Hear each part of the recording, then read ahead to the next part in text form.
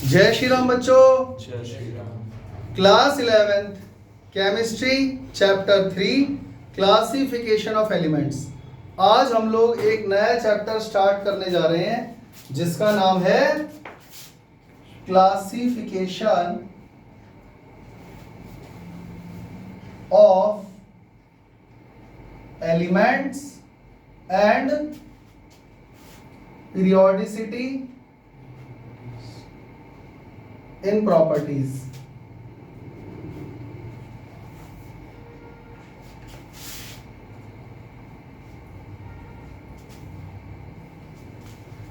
कुल मिला के आप लोग ये समझ लो कि ये जो पीरियोडिक टेबल दिख रहा है इसके अंदर 118 एलिमेंट है और वो सारे के सारे एलिमेंट आपको एज इट इज याद करने पड़ेंगे और याद हो भी जाएंगे। इस चैप्टर के एंड तक ये सारे के सारे आपको याद हो जाएंगे।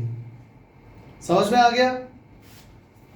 वर्टिकल में भी और हॉरिजॉन्टल में भी दोनों तरीके से याद करना है और सीक्वेंस में भी 1 से लेकर 118 तक इनकी सारी properties, chemical properties, physical properties, atomic number, valency सब कुछ पता होना चाहिए।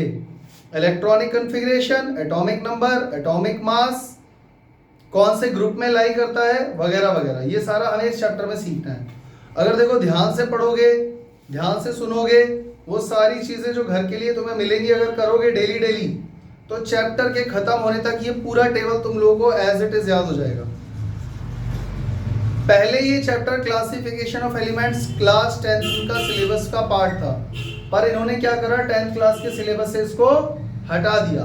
तो क्या होता है कि अगर बच्चे को पहले से ही थोड़ा बहुत पता हो ना तो उसके लिए आसान हो जाता है समझना। लेकिन अभी क्या हो रहा है कि यहाँ पे तुम लोग बिल्कुल जीरो से स्टार्ट कर रहे हो, तो इसीलिए बिल्कुल डरने वाली कोई बात नहीं है। आप ये समझ के चलना ये 10th का सिलेबस हुआ करता था, तो 10th के लेवल के बच्चों की चीज पढ़ रहे हो तुम लोग, ठीक है? डरने वाली कोई बात नहीं है। अब चलते हैं सीक्वेंस पे। बच्चों अगर केमिस्ट्री की बुक का सीक्वेंस देखो तो चैप्टर 1 में इन्होंने तुम्हें क्या पढ़ाया? सम बेसिक कॉन्सेप्ट्स, हाँ या ना? सम बेसिक कॉन्सेप्ट्स के अंदर तुम्हारा थोड़ा सा मैथ स्ट्रॉन्ग हो गया, कुछ केमिस्ट्री के बेसिक लॉज हो गए, कुछ मैथ हो गया, मॉलिक्यूलरिटी सॉरी जैसे मोलैरिटी, मोलैलिटी, एम्पिरिकल फार्मूला, ये सारी चीजें आ गई, और एटम, मॉलिक्यूल, एलिमेंट, कंपाउंड, इन सब में डिफरेंस हो गया। बच्चों चैप्टर 2 में इन्होंने तुम्हें क्या पढ़ाया जरा याद करो? Structure of atom. मतलब कुल मिला के एक एटम जो होता है वो कैसा दिखता है उसके बारे में इन्होंने हमें बताया कि एटम कैसा होता है। तो आपने क्या पढ़ा बच्चों? Structure of atom. अब इसका ये मतलब नहीं है कि क्वांटम मैकेनिकल मॉडल पढ़ा दिया तो बस वही याद रखना है। बोहर वाला भी इंपॉर्टेंट था, डिटेल में समझाया गया था इसलिए कि उसकी पिक्चर भी दिमाग में रखनी है, क्योंकि वो जो 2n² का फॉर्मूला है इलेक्ट्रॉन फिल करने का वो तो वहां भी एप्लीकेबल है क्वांटम में भी। समझ में आ रहा है? तो ऐसा नहीं है कि कुछ भी खराब है या गलत है, रदरफोर्ड वाली बातें भी याद रखनी है। अच्छा अब जरा चेक करो चैप्टर 3 में ये तुम्हें क्या पढ़ाना चाह रहे हैं, चेक करो क्या इससे लिंक हो रहा है।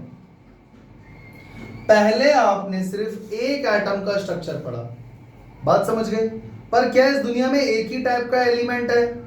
देखो एलिमेंट एटम से बने होते हैं तो बहुत सारे टाइप के एलिमेंट हैं, सबका एटम अलग अलग होगा, तो इसका मतलब सबकी प्रॉपर्टीज भी अलग अलग होगी। देखो आज मैं तुम्हें एक बेसिक टाइप का समझ लो इंट्रोडक्शन दे रहा हूँ इस चैप्टर के बारे में, तो समझ लो जब एक सीक्वेंस बन जाएगा ना, पिक्चर बन जाएगी दिमाग में, तो जल्दी समझ में आएगा। तो एटम एक टाइप का तो होता नहीं है, बहुत सारे टाइप के एलिमेंट है, सबके एटम अलग अलग होंगे तो उनकी प्रॉपर्टीज भी अलग अलग होगी। तो बच्चों कितने एलिमेंट है हमारे पास? अभी फिलहाल हमारे पास 118 एलिमेंट है, तो कितने एटम हुए? 118 टाइप के एटम हुए। अब आप इमेजिन करो आपके सामने मैं यहाँ पे 118 प्रकार की चीजें रख दूं, तो उसमें से रैंडमली अगर मैं कहूँ कि मुझे फलाना प्रॉपर्टीज वाला एटम ला के दो तो ढूंढना मुश्किल हो जाएगा ना। 118 बहुत होता है भाई। 118 डिफरेंट कलर की बॉल समझ लो आप, अलग अलग कलर्स की बॉल है और 118 बॉल इस कमरे में भर देता हूं और मैं कोई भी एक कलर बोलूंगा आपको वो बॉल उठा के लानी है। क्या ये काम मुश्किल नहीं हो गया? हो गया ना? तो इसी का हमें क्या पढ़ना है इस चैप्टर में? क्लासिफिकेशन। आ गई बात समझ में? इसके बाद बच्चों जो चैप्टर 4 आएगा उसमें क्या पढ़ना है? आपने एटम का स्ट्रक्चर पढ़ लिया, कितने टाइप के एटम होते हैं वो पढ़ लिए, उनकी प्रॉपर्टीज भी पढ़ ली इस चैप्टर में।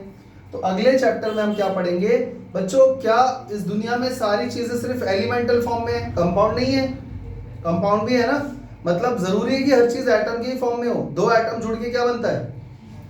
दो या दो से ज्यादा एटम को मिलाकर क्या बनता है? कंपाउंड।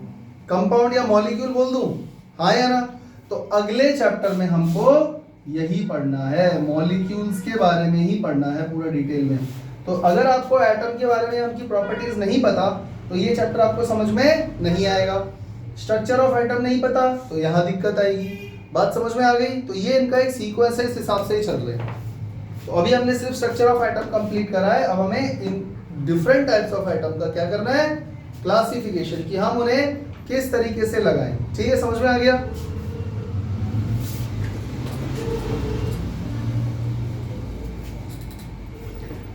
हमेशा की तरह मैं तुम्हें आज फिर बता देता हूं कि इस चैप्टर में हमें कौन कौन से टॉपिक पढ़ने हैं और कौन कौन से टॉपिक मोस्ट इंपॉर्टेंट है। तुम लोगों ने देखा होगा स्कूल में टीचर क्या करता है, हर चैप्टर के फ्रंट पेज पे वो कहता है कि एक पेपर चिपका लो जिसमें सारे टॉपिक्स लिखे रहते हैं। हाँ या ना? कुछ स्कूल के टीचर ऐसा करते हैं, तो वो बिल्कुल सही करते हैं और एकदम सही है वो चीज। तुम्हें भी यही करना है, प्रिंट आउट नहीं चिपकाना है, अपने हाथ से वो सारे टॉपिक लिखो जो भी तुम्हें इस चैप्टर में पढ़ने हैं, और कौन कौन से इंपॉर्टेंट है, कौन कौन से लेस इंपॉर्टेंट है, कौन से मोस्ट इंपॉर्टेंट है। समझ गए? तो हमें इस चैप्टर में जो चीजें पढ़नी है, देखो हम तो डिटेल में एक एक चीज पढ़ेंगे भाई, सिंपल सी बात है, लेकिन उसमें से जो सबसे ज्यादा मोस्ट इंपॉर्टेंट है, जो एग्जाम के पर्सपेक्टिव से कि भाई कॉपी खोलते ही पहले वो पढ़ना है, वो तुम्हें हाईलाइट कर लेना है। ठीक है भाई? तो हमें क्या पढ़ना है इसमें? पढ़ना है क्लासिफिकेशन। किस किस ने किया था बच्चों? Dobereiner trade, Dobereiner. हो सकता है कुछ टॉपिक के नाम मैं जो यहाँ लिखूं तुम्हें समझ में ना आए, क्योंकि अभी पढ़े ही नहीं है तो समझ में कहां से आएगा। तो क्लासिफिकेशन ऐसा नहीं है कि आसमान से कोई आया और वो एलिमेंट्स को इस तरीके से क्लासिफाई करके चला गया। हम इंसानों ने ही ये सारा काम किया है। अगर यहाँ 118 बॉल रख दी जाए तो इतना तो हमें भी दिमाग है कि कुछ तो करेंगे उनको क्लासिफाई करने के लिए। हाँ या ना?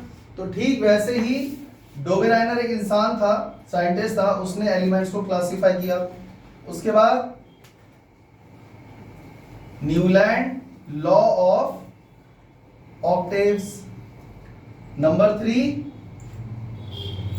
Mendeleev's classification. Number 4 modern periodic table, modern periodic table. अभी फिलहाल ये समझ लो कि ये 4 चीजें तुम्हें पहले पढ़नी पड़ेंगी इस चैप्टर में, और इनमें से इंपॉर्टेंट ये सिर्फ मेंडलीव वाला है। मतलब मैं ये कहना चाहता हूँ एग्जाम में जो क्वेश्चन आता है ना वो मेंडलीव वाले से पूछ सकता है, और इनमें से किसी से कुछ भी पूछता खास नहीं है। समझ में आ गया? तो यहाँ अगर हाईलाइट करना हो तो इसको कर लेना और मॉडर्न वाले को कर लेना। क्लियर हो गया? मतलब कहने का ये है कि इस दुनिया में एलिमेंट्स को क्लासिफाई करने की जिम्मेदारी किसने उठाई? डोबेराइनर, न्यूलैंड, मेंडलीव, और भी लोग थे, जॉन डाल्टन भी था, लवॉइजर भी था, कैनकोर्टियस भी था, और भी कई लोग थे। एक और थे लोथर मेयर, और भी कई लोग थे, पर मैं यहाँ पे सिर्फ खास खास चीजें लिख रहा हूँ। समझ में आ गया? हम जब डिटेल में पढ़ेंगे ना तो उन सबके बारे में पढ़ेंगे। इसके बाद नंबर 4 के बाद नंबर 5 एलिमेंट्स को क्लासिफाई कुछ ब्लॉक्स में भी किया गया है। यानी हमें इसमें पढ़ना पड़ेगा एस ब्लॉक की प्रॉपर्टीज, पी ब्लॉक की प्रॉपर्टीज, डी ब्लॉक की प्रॉपर्टीज और एफ ब्लॉक की प्रॉपर्टीज।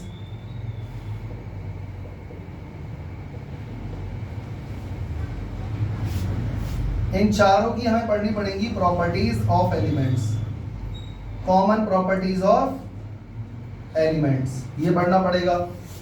अच्छा और एक बात, इसमें कुछ इनके ड्रॉबैक्स भी रहे होंगे। समझ में आ रहा है? जैसे सबसे पहले एटम का स्ट्रक्चर किसने दिया था, जे थॉमसन ने, और वो गलत था, उसके ड्रॉबैक पड़े, अगले पे आ गए। फिर रदरफोर्ड के एटम में भी गलतियां थी, उसमें भी ड्रॉबैक निकाले हमने। ऐसे यहाँ पर भी कमियां निकलती गई और पीरियोडिक टेबल सुधरता गया। और फाइनली अभी जो पीरियोडिक टेबल है ये भी 100% पूरा सही नहीं है, इसमें भी कुछ कमियां हैं, लेकिन अभी फिलहाल ये चल रहा है करंट में, तो अभी हम यही स्टडी कर रहे हैं। समझ में आ गया? तो इसके बाद ये 4 ब्लॉक से इनकी प्रॉपर्टीज पढ़नी है। इसके बाद बच्चों आ जाएगा तुम्हारे पास एटॉमिक साइज या रेडियस कह लो, एक ही बात है। आयोनाइजेशन एंथैल्पी,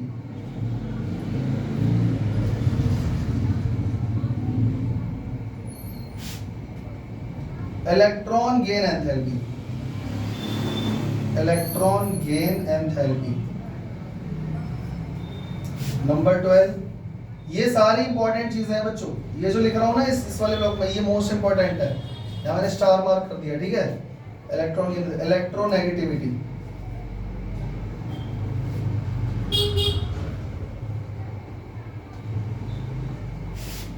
ये 4 प्रॉपर्टीज हैं, बहुत इंपॉर्टेंट है। जितने स्टार बनाने हो, जितना मोस्ट इंपॉर्टेंट लिखना हो, very very very very most most most most important सब लिख लेना यहाँ पे। देखो मैंने तुम्हें पहले भी कई बार बताया है, 11th-12th में क्या होता है, कोई भी चैप्टर जब स्टार्ट करते हैं ना तो स्टार्टिंग में बहुत आसान लगता है, बहुत मजेदार लगता है, फिर धीरे धीरे उसमें जब डेप्थ में जाते हैं तो चीजें मुश्किल आने लगती हैं। समझ में आ गया? तो इसीलिए मैं तुम्हें समझा रहा हूँ कि स्टार्टिंग में यहाँ पर इतना ऐसा कुछ नहीं है जो तुमसे पूछेगा, मैंडलिव से पूछ सकता है।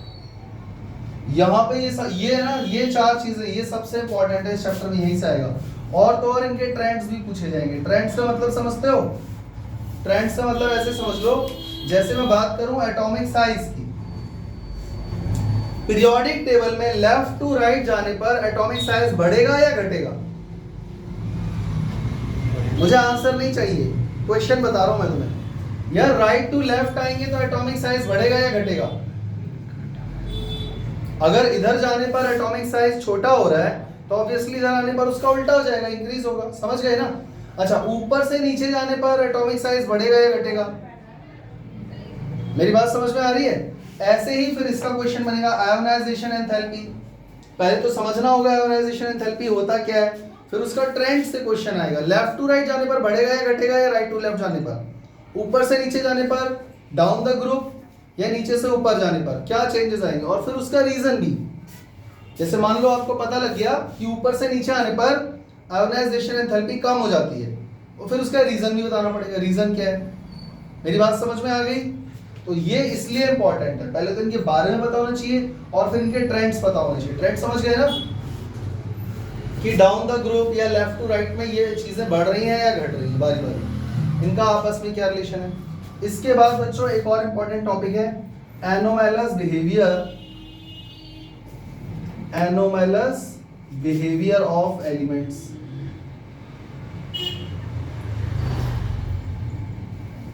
फिर इन एलिमेंट्स की केमिकल प्रॉपर्टीज,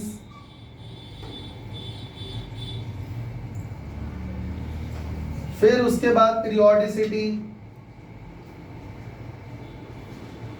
एक्सेट्रा, फिर इस तरह की चीजें आती रहती है। समझ में आ गया? ये भी बहुत इंपॉर्टेंट है, यहां से भी क्वेश्चन आता है और साथ में रीजन भी पूछा जाता है। समझ में आ गया? तो ये सारे मोस्ट इंपॉर्टेंट टॉपिक हैं, मैंने बोर्ड पे लिख दिए हैं।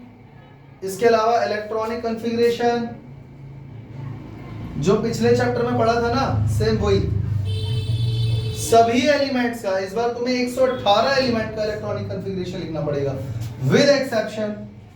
बच्चों कहीं कहीं पे एक्सेप्शन था या नहीं था? एक्सेप्शन जानते हो ना, ट्रेंड से हटकर। जनरली मान लो लेफ्ट टू राइट जाने पर ये ट्रेंड फॉलो हो रहा है, पर किसी एक में वो ट्रेंड फॉलो नहीं हो रहा, उसको क्या बोलते हैं? एक्सेप्शन। समझ में आ गया? और फिर साथ में उस एक्सेप्शन का रीजन भी बताओ। इसके अलावा जो तुम्हें यहां से सीखना है, जो बहुत इंपॉर्टेंट चीज है जो तुम्हें आनी चाहिए, वो है पूरा पीरियोडिक टेबल याद करना है, और इसके लिए कोई जबरदस्ती नहीं है, ये तुम्हें यहां से सीख के निकलना है। समझ में आ गया? और इसके लिए मैं कोई जबरदस्ती नहीं करूंगा, करना है करो, नहीं करना मत करो। लेकिन अगर ये याद करके निकल गए ना एक बार, भाई कहीं से भी कोई सा भी क्वेश्चन आ जाए, बच्चा एलिमेंट टू एलिमेंट आंसर दे देगा कि मुझे पता है ये फलाना एलिमेंट इस रो में, इस कॉलम में, इस वर्टिकल में आता है और इसकी फलाना फलाना प्रॉपर्टीज है, इसकी ये वैलेंसी है, इसकी ये केमिकल प्रॉपर्टी है, ये ऐसा है, सब पता लग जाएगा। समझ में आ गया? मतलब जो बच्चा बनाएगा ना आंसर दिमाग में सोच के, पीरियोडिक टेबल याद करने पर वो आंसर सीधा कॉपी में आ जाएगा। समझ में आ गया? ये टॉपिक कॉपी में नोट डाउन कर लेना, सारे इंपॉर्टेंट टॉपिक हैं। चले आगे। तो बच्चों मैं तुम्हारे सामने क्वेश्चन लिख रहा हूं, Why do we classify elements? एक क्वेश्चन मैंने लिख दिया है, चैप्टर शुरू हो चुका है और पहला क्वेश्चन क्या है? Why do we classify elements? अरे भैया इन एलिमेंट्स को क्लासिफाई करने की जरूरत ही क्या है? 118 एलिमेंट है, पढ़े रहने दो इनको ऐसे ही, क्या जरूरत है क्लासिफाई करने की? जरा सोच के अपना दिमाग लगा के आंसर दो, क्या जरूरत है एलिमेंट्स को क्लासिफाई करने की? इसको ऐसे समझते हैं, हमारे देखो इंसान की फितरत ही होती है क्लासिफिकेशन, ये इंसान की ही फितरत है।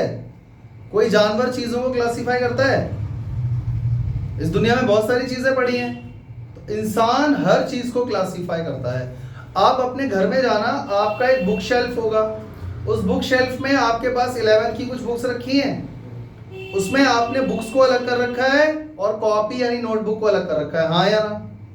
एक और उसमें कवर्ड होगा जिसमें आपने 10th क्लास की बुक्स रख दी होंगी या उनको पैक करके कहीं इकट्ठा एक जगह रख दिया होगा। क्लासिफिकेशन ही तो हो रहा है।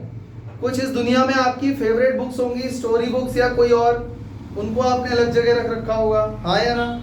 यानी एक बुक शेल्फ के अंदर आपने क्लासिफिकेशन किया या नहीं? यानी ये इंसान की एक पैदाइशी फितरत है कि वो चीजों को क्लासिफाई करता है। आया समझ में? और डिटेल में जाते हैं।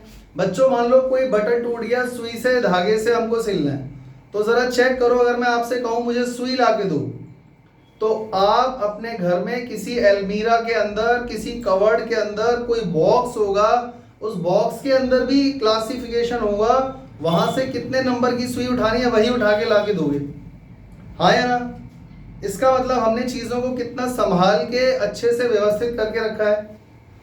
अगर मैं कहूँ कि मुझे हल्दी ला के दो या कोई मसाला ला के दो, तो अब सीधा पता है आपको मुझे कौन से रूम में जाना है, किचन में जाना है, उसमें इस वाले कवर्ड के अंदर मसालेदान रखा हुआ है, वहां मसाले हैं, उसमें से फलाना वाला मसाला मांगा हुआ है। क्या ये क्लासिफिकेशन नहीं है? तो अगर मान लो मैं सारी चीजें उलट पुलट कर दूं, पूरे घर में सारी चीजें इधर उधर कर दूं, तो उससे क्या होगा? जो आटे की टंकी है उसमें सुई भर देते हैं, सारी दालें मिक्स कर देते हैं, आपका एक जूता उठा के पटान में रख देते हैं ऊपर बॉक्स में, दूसरा जूता आपका बेड के अंदर किसी कोने में छुपा के रख देते हैं बैग में, कपड़े आधे छत पे टांग देते हैं, आधे बाथरूम में डाल देते हैं। तो उससे होगा क्या, मुझे ये बताओ? उससे ये होगा कि जब भी आपको जिस चीज की भी जरूरत होगी वो आपको कभी नहीं मिलेगी, और जब आपको चीजें मिलती जाएंगी तब आपको उनकी जरूरत नहीं होगी, हाँ या ना? समझ में आ रहा है? तो इससे बचने के लिए इंसान क्या करता है? चीजों को क्लासिफाई कर देता है। मेरी कहानी समझ में आ गई? तो अब बताओ एलिमेंट्स को हम क्लासिफाई क्यों कर रहे हैं? क्योंकि मुझे सर्टेन प्रॉपर्टीज वाली कुछ एलिमेंट चाहिए। मान लो आज मुझे चाहिए कोई ऐसा एलिमेंट जिसकी वैलेंसी 2 है, तो 118 एलिमेंट में से रैंडमली आप कौन सा एलिमेंट उठा के लेकर आओगे? बताओ, मुश्किल हो गया ना काम? बिल्कुल वैसे ही हो गया जैसे घर में सारा सामान इधर उधर पड़ा है और किसी ने मुझसे मांग ली मैथ्स की बुक, कभी नहीं मिलने वाली आपको। समझ में आ गया?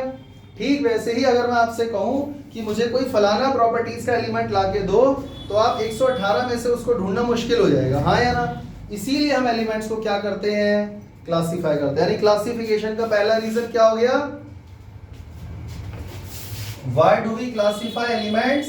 we classify elements so that it becomes easier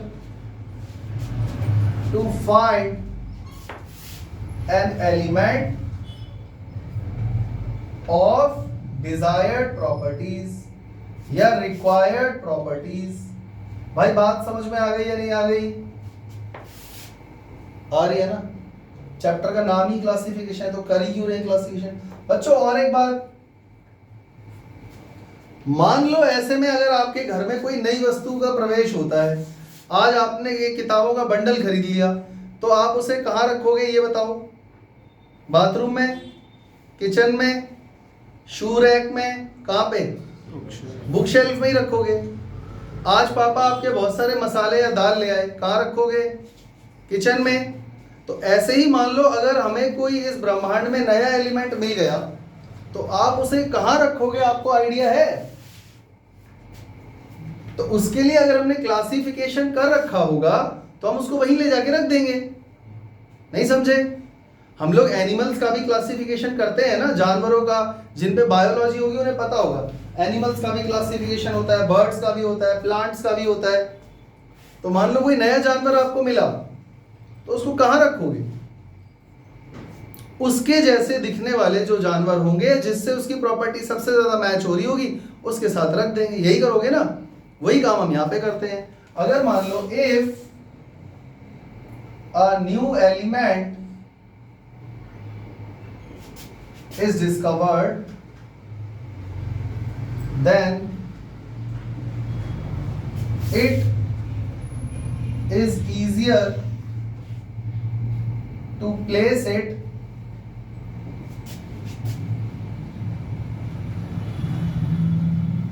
in classification table. It is मेरे ख्याल से इसको ये लिखना ठीक रहेगा, it is easier to classify it. It is easier to classify it, arrange it, if we classify the elements.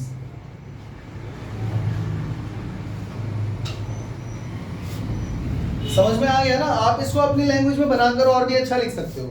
हम उसको क्लासिफाई कर रहे हैं का मतलब, अगर कोई नया एलिमेंट मिला तो आप उसको उन एलिमेंट्स के पास रख सकते हैं जिसकी प्रॉपर्टीज इस मिले हुए एलिमेंट से मैच करती हैं। क्योंकि अगर आपने क्लासिफिकेशन टेबल बनाया ही नहीं होगा कभी, तो फिर वो भी ऐसे ही पड़ा रहेगा। समझ में आ गया? चले आगे। तो बच्चों कुल मिला के मुझे ये बताओ, पीरियोडिक टेबल, देखो इसको हम लोग क्या बोलते हैं? ये कैमरे में आ रहा है? आ रहा है, पर ये पूरा नहीं आ रहा ना, तो इसके लिए जुगाड़ बनाना पड़ेगा। और हो सकता है अगर कभी जरूरत पड़ी तो इसको हम यहाँ टांग देंगे। अब दिख रहा है? थोड़ा सा बाहर। कितना दिख रहा है? एक सेकेंड। अरे बस बहुत है, कोई बात नहीं, इतने में तो काम चल जाएगा हमारा।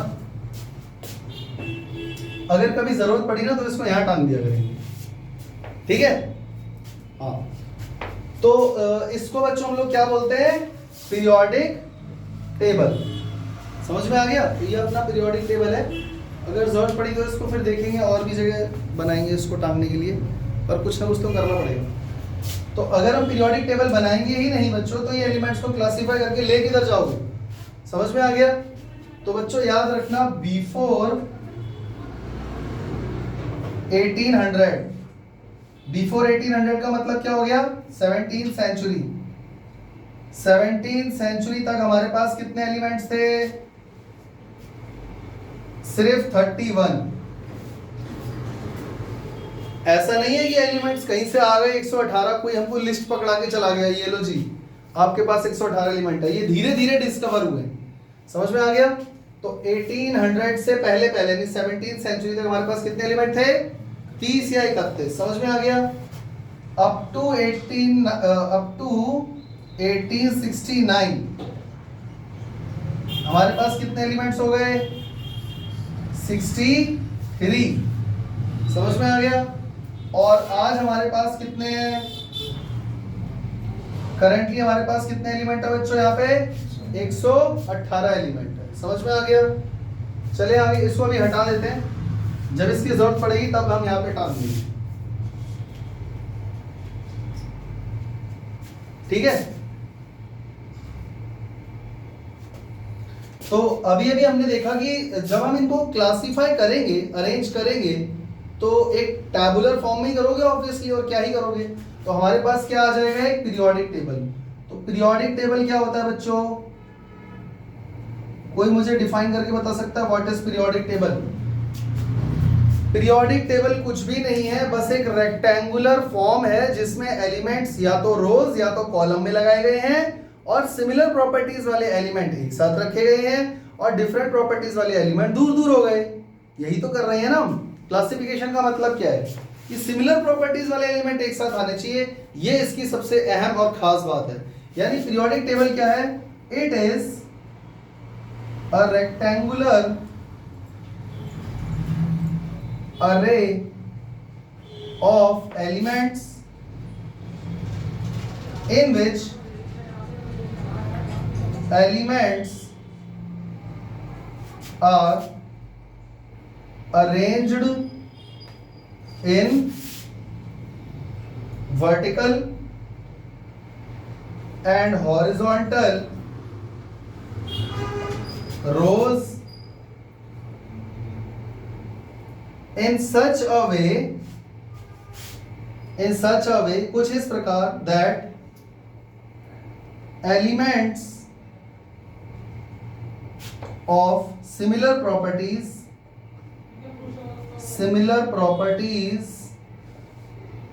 are grouped together,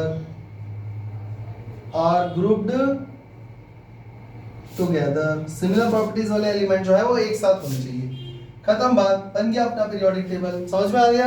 पर ये जो पीरियोडिक टेबल मैंने अभी तुम्हें दिखाया, ये सीधा एकदम से आ नहीं गया था। इससे पहले बहुत सारे साइंटिस्ट ने जद्दोजहद करी है, मेहनत करी है, दिमाग लगाया, और फिर जाकर ये पीरियोडिक टेबल आया। समझ में आ गया? तो सबसे पहले हमें इसके बारे में बच्चों किसने बताया था, पीरियोडिक टेबल के बारे में? सबसे पहले एलिमेंट्स को किसने अरेंज किया था? नंबर 1 लवॉइजर। सबसे पहले किसने क्लासिफाई किया था एलिमेंट्स को?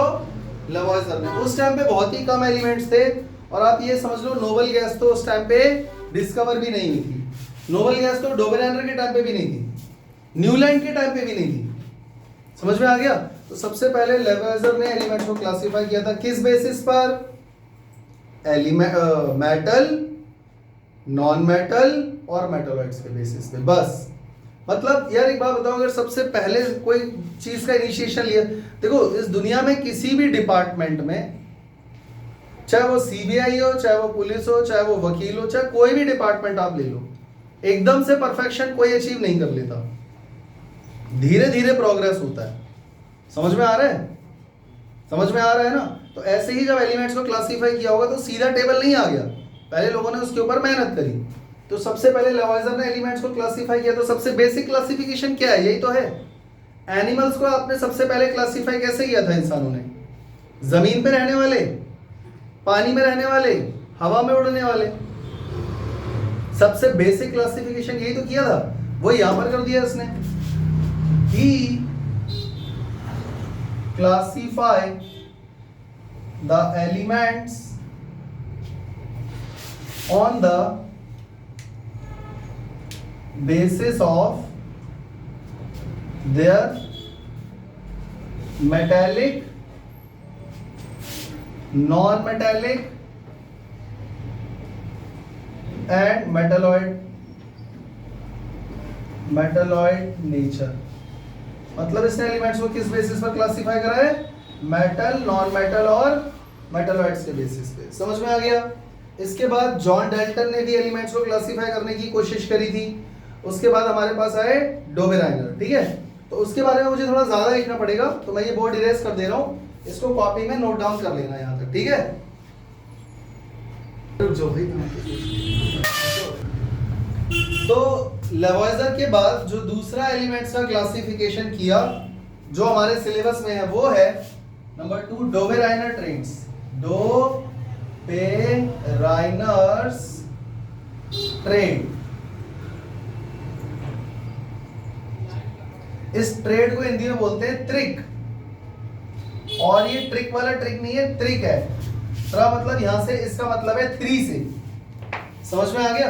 ट्राई, ट्राई, समझ में आ गया? ये जो है इनका पूरा नाम है जोहान्स वॉल्फगैंग डोबेराइनर, और ये एक जर्मन साइंटिस्ट है। जर्मन साइंटिस्ट कह लो, केमिस्ट कह लो।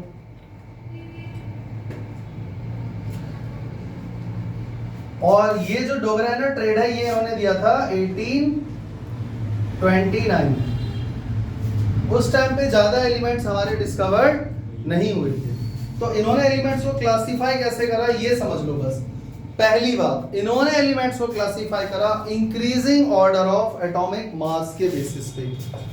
की पॉइंट आपको याद रखना है, ही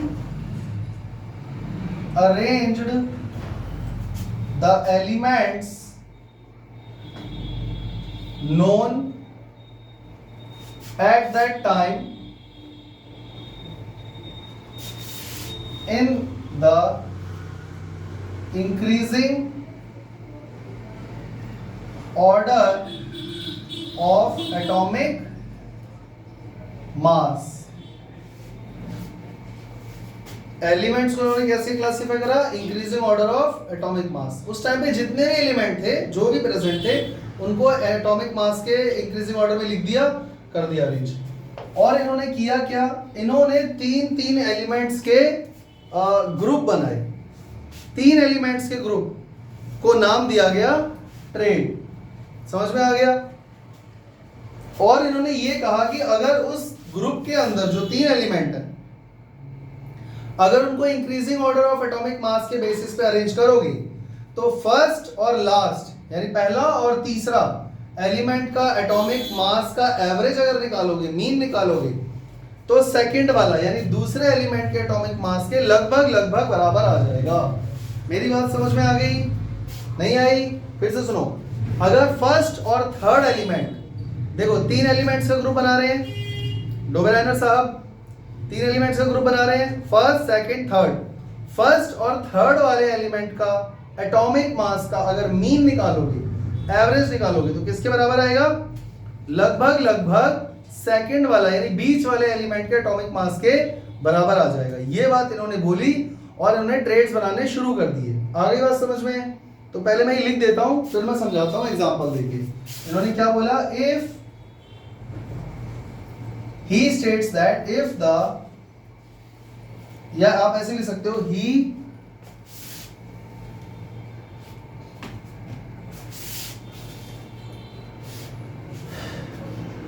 classify the elements in the form of group of 3 elements in such a way that if elements are arranged in increasing order of atomic mass, then the average atomic mass of first and third element will be nearly equal to atomic mass of second element। समझ में आ गया? तो इन्होंने बहुत सारे ऐसे 3 elements के group बनाए। जैसे एग्जांपल के तौर पे बच्चों LiNaK, चेक करो कितने एलिमेंट है बच्चों? 3। अब जरा ये चेक करो कि जो इन्होंने डोबेराइनर ट्रेड का रूल बताया, यहां से शुरू है और यहां पे खत्म है, क्या ये रूल इस पर फिट बैठ रहा है? बच्चों Li का एटॉमिक मास क्या है? इसका एटॉमिक मास क्या है? 7, इसका एटॉमिक मास कितना है? 23, इसका एटॉमिक मास कितना है? पोटेशियम का एटॉमिक मास कितना है? 39। डोबराइनर ने ये बोला फर्स्ट और थर्ड वाले का एटॉमिक मास का एवरेज निकाल दो। करना जरा। 7 प्लस 39 अपॉन में 2 करोगे या नहीं करोगे? एवरेज का मतलब क्या होता है? मीन। ऐसे तो निकालोगे बच्चों, इन दोनों को प्लस करो, कितना आ रहा है? 46 को 2 से डिवाइड करो, क्या आ रहा है? 23 क्या है? Atomic mass of Na। तो सही तो बोल रहा है, समझ में आ गया? तो इस तरीके से उसने तीन एलिमेंट के ग्रुप बनाए। और भी हैं, जैसे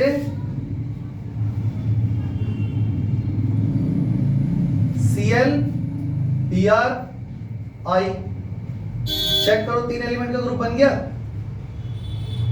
क्लोरीन का एटॉमिक मास क्या होता है बच्चों? 35.5। Br और I का बता दो। I का होता है, आई होप 127। I का होता है 127 और Br का कितना बच्चों? 80। सही है। अब जरा चेक करना, फर्स्ट और लास्ट का मीन निकालना। 35.5 प्लस 127 डिवाइडेड बाय 2। चेक करो क्या आ रहा है बच्चों? 62.5। कितना आ रहा है बच्चों? 81.5, जो कि nearly atomic mass of bromine है। चेक कर लो, नियरली, उसने यही बोला था, average atomic mass of first and third element will be nearly equal to atomic mass of second element. तो काफी हद तक क्लोज है, एग्जैक्ट तो नहीं बोला था उसने, हाँ या ना? यानी ये वाली ट्रिक भी उसकी काम कर गई। ये वाला ट्रेड बिल्कुल सही है, ये वाला ट्रेड बिल्कुल सही है। और ऐसे ही एक और ट्रेड है बच्चों, CaSrBa। CaSrBa, कैल्शियम, स्ट्रोंटियम और बेरियम। इसमें भी आप चेक करो, इसका एटॉमिक मास कितना है कैल्शियम का? 40। बेरियम का और स्ट्रोंटियम का चेक करो, 87.5, 137। 87.5 और 137। अब आप चेक करो, इसमें फर्स्ट एलिमेंट यानी कैल्शियम का एटॉमिक मास प्लस बेरियम का एटॉमिक मास 137, और इसको जैसे ही आप 2 से डिवाइड करोगे कितना आ जाएगा बच्चों एवरेज एटॉमिक मास? ये आ जाएगा 88.1, जो कि nearly equal to atomic mass of strontium है। बोलो हाँ। तो यहां से पता चला कि ये वाली ट्रेड भी इसकी बिल्कुल सही है। भाई तुम लोगों को समझ में आ रहा है नहीं आ रहा, पहले ये बता दो। जो डोबराइनर ट्रेड में उसने रूल बताया, क्या उस रूल के अकॉर्डिंग एलिमेंट्स फॉलो हो रहे हैं? उस रूल को फॉलो कर रहे हैं? हाँ, समझ में आ गया? यही इस तरीके से डोबराइनर ने एलिमेंट्स को क्लासिफाई किया था, समझ में आ गया? लेकिन इसमें भी ये पूरी तरह से सही नहीं है, इसमें भी कुछ डीमेरिट्स हैं, कमियां हैं। डीमेरिट्स क्या क्या है बच्चों? इसमें डीमेरिट्स क्या क्या दिख रहे हैं तुम्हें? इसमें डीमेरिट्स ये है, उस समय जितने भी एलिमेंट्स नोन थे वो सभी का ट्रेड नहीं बन पाया, मतलब वो सभी डोबराइनर ट्रेड में फिट नहीं हो पा रहे थे। अच्छा, all the elements known at that time are could not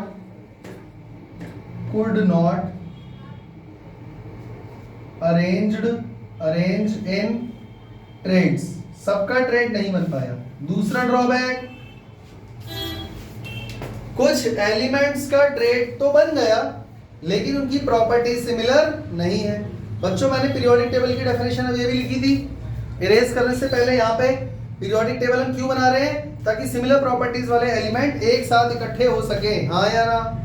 इसलिए तो बना रहे हैं ना। लेकिन बच्चों मान लो मैं ट्रेड तो बना दे रहा हूँ, लेकिन उन एलिमेंट्स की प्रॉपर्टीज अगर मैच ना कर रही हो तो ट्रेड में तो फिट हो गया, फर्स्ट और थर्ड एलिमेंट का एटॉमिक मास का एवरेज मिडल वाले की इक्वल तो आ गया, लेकिन वो तीनों एलिमेंट्स की प्रॉपर्टीज सेम ही नहीं है।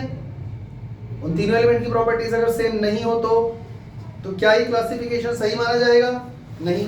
यानी कि दूसरा ड्रॉबैक ये था कि सम एलिमेंट्स आर फिट या अरेंज, या आप ऐसे लिख सकते हो some elements are differ in properties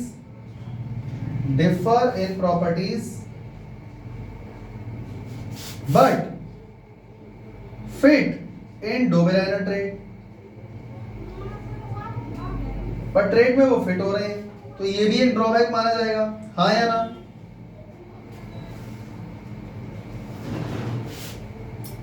कुछ ट्रेड उसने ऐसे बना दिए जो खुद उसके लॉ को ही फॉलो नहीं करते।